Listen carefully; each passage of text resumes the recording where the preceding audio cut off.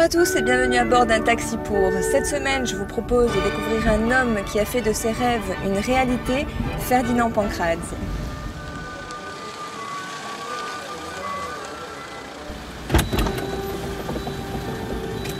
Bonjour Ferdinand.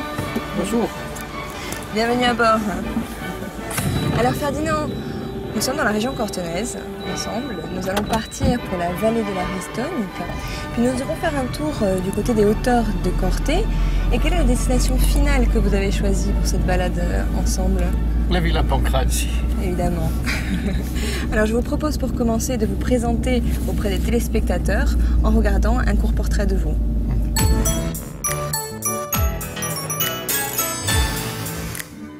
Ferdinand Pancraze, vous naissez en 1954 dans la maison familiale de Corté.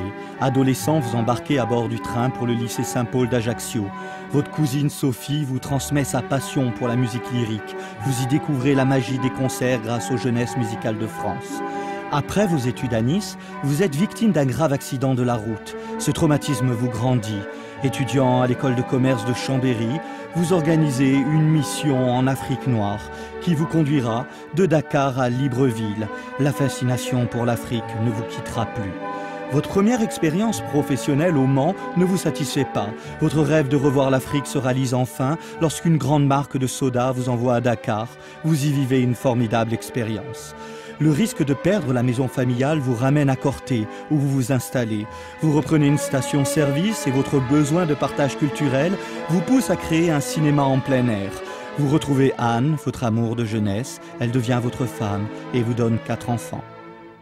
Enfin, vous portez un projet innovant et transformez des immeubles à loyer modéré en un hôtel accessible à tous. Puis, fidèle à vos premières amours, vous créez le festival d'art lyrique Les Nuits d'été de Corté en 2005.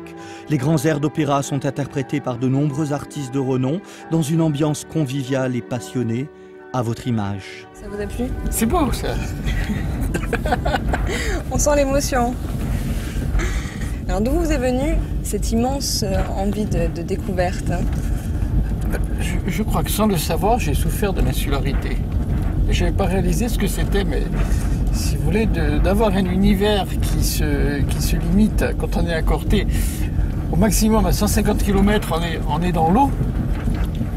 C'est un monde très étroit, et moi je rêvais du monde, du vaste monde. Donc c'est vraiment l'insularité, le fait d'être dans Corté, c'est une île dans l'île. En plus, Corté n'était pas ouverte au tourisme. Donc, j'allais dire, notre première ouverture à Corté, ça a été l'arrivée simultanée de la Légion et des cadres de l'EDF pour la construction du barrage de Calacouche.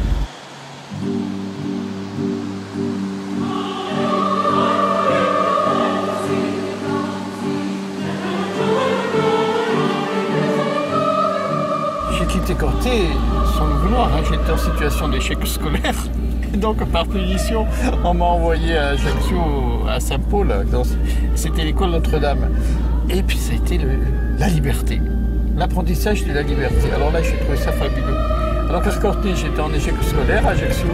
J'ai travaillé, j'ai plus de problèmes après. Et c'est là, je crois, que vous avez découvert également les Jeunesses musicales de France. Si vous voulez, c'est à Saint-Paul, il y avait quelque chose de fabuleux. C'est-à-dire, si on avait un prétexte sportif ou culturel, on pouvait sortir faire ce que l'on voulait, à condition de respecter les règles du jeu. Et c'est comme ça que je me suis inscrit aux Jeunesses musicales de France. Et je me souviens toujours, pour la première fois, j'ai vu de la musique vivante, live. Et je me souviens encore aujourd'hui, c'était donc en 69, c'était Jacques Dieval. Jacques Dieval qu'on appelle le Debussy du jazz. Le Debussy du jazz, oui. Et j'ai encore aujourd'hui, je me souviens presque de cette audition. Après, j'avais vu le... Qu'est-ce qui vous a le plus marqué ce jour-là? Cet homme qui vivait par la musique, qui respirait. Quand il jouait, il parlait la musique, voilà. Après, j'ai vu donc avec les GMF, le neveu de Rameau avec Pierre Freinet. Donc ça donnait l'occasion de voir ce qu'aujourd'hui, ces gens-là sont des monuments. Et moi, et vous les avez côtoyés. Cette ouverture, ça c'était fabuleux.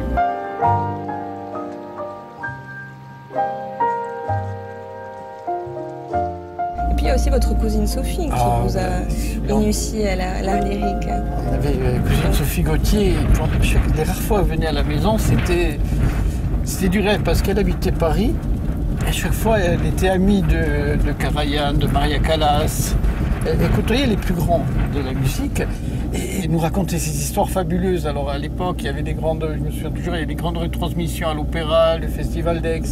Et elle, quand elle arrivait, nous racontait dans le détail ce qui s'était passé, la petite histoire. C'était la sensation que vous aviez déjà, hein, approcher les dieux et pouvoir partager avec eux la musique. Hein. C'est ce qu'a dit Nietzsche. Dis-moi. Si la musique n'existait pas, la vie serait une erreur.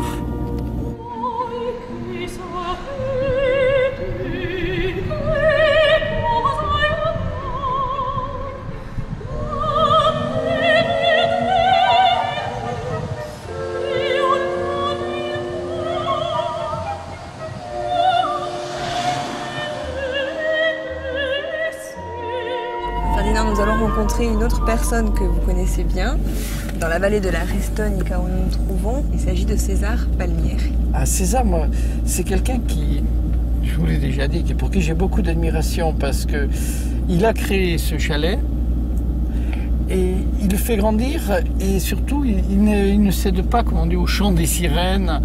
C'est un produit constant, je veux dire, c'est presque un des rares restaurants en Corse où on mange des vraies frites.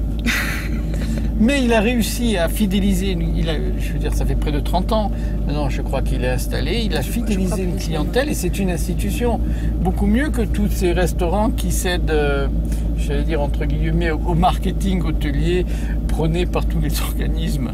Donc vous nous invitez à l'authentique. Voilà. On découvre donc César Palmieri dans la vallée de la Restonica. Bonjour. Comment allez-vous? Ça va et vous? Ça va, merci. Merci de nous accueillir. Ça va?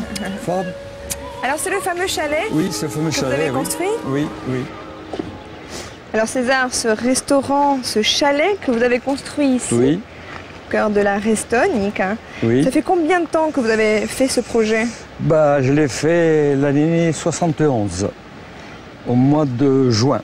Ça fait presque 40 ans alors. Ça fait 39 ans, ça fait 40 ans l'année prochaine. D'accord. Ouais. Alors Ferdinand, vous, on peut comparer un peu votre parcours avec celui de César, puisque vous aussi vous êtes parti, je crois, sur Oui. le continent. Oui, Vous êtes oui, parti pour mieux revenir, un peu comme oui, Ferdinand. oui. Comme j'avais fait 10 ans à Paris, je dis ben non, ça suffit, je rentre en Corse. L'appel aux racines, comme Ouais. on disait. Et je suis venu avec les idées de faire ce que j'ai fait d'ailleurs. Donc vous aviez déjà une idée en tête. J'avais déjà une idée en tête. Alors pourquoi ici, au cœur de la vallée? Et pourquoi la vallée? Je ne suis pas ce connu moi, dans la vallée. Hein. Donc je montais tout gosse et puis je trouvais qu'il n'y avait rien à cette époque-là dans la vallée. C'est une idée qui m'est passée dans la tête.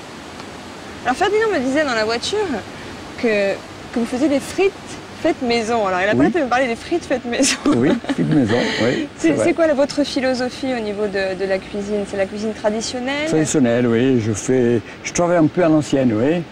Je fais des choses frais tous les jours, moi. Hein. Je n'ai pas de congélateur ici, je n'ai pas d'électricité. J'ai l'électricité, mais je fais marcher des coupes. Et j'ai un beau jardin de 600 mètres. Le soir, quand je m'en vais, je les emmène au jardin et je ramasse des courgettes, du basilic. Alors en plus c'est vous qui cultivez? Ah oui, oui, oui. Oui, oui. Je suis cuisinier en même temps aussi. Hein. Quand je n'ai pas de cuisinier, si je suis plus au piège, il faut que je le fasse. Je sais le faire. J'ai appris très jeune à faire ça. Et puis il me semble, vous m'avez dit que vous étiez également éleveur de vaches. J'étais éleveur. Quand je suis arrivé de Paris, avant que je fasse, entre-temps, c'est que j'étais là, je me suis mis éleveur. Et j'ai commencé pour quelques vaches. Puis après de quelques vaches, après, j'ai levé les petits gidis, tout ça, et puis là, le troupeau a augmenté pendant des années jusqu'à l'âge de... je fais peut-être 25 ans, l'éleveur. C'était ici en région, hein? C'était dans la vallée de la Restonica. C'était un peu plus bas, tout à fait au fond de la vallée. Si vous voyez le bureau d'accueil à moi, vous voyez, c'est là. Je les avais là. Moi, je pris la vallée ici, dans les temps, c'était pas goudronné. Ils mettaient une barrière là, au fond, là. Il y avait des bêtes, des vaches. Cette époque-là, il y avait des châtaigniers dans la vallée de la Restonica. Et il fallait les ramasser. C'était un peu le pain dans les temps, la châtaigne, on faisait la farine, on faisait la poulaine, on faisait les brilles, on faisait des beignets, des tartes, oui. C'était un peu le pain de 50 ans en arrière ou plus, oui, je veux dire.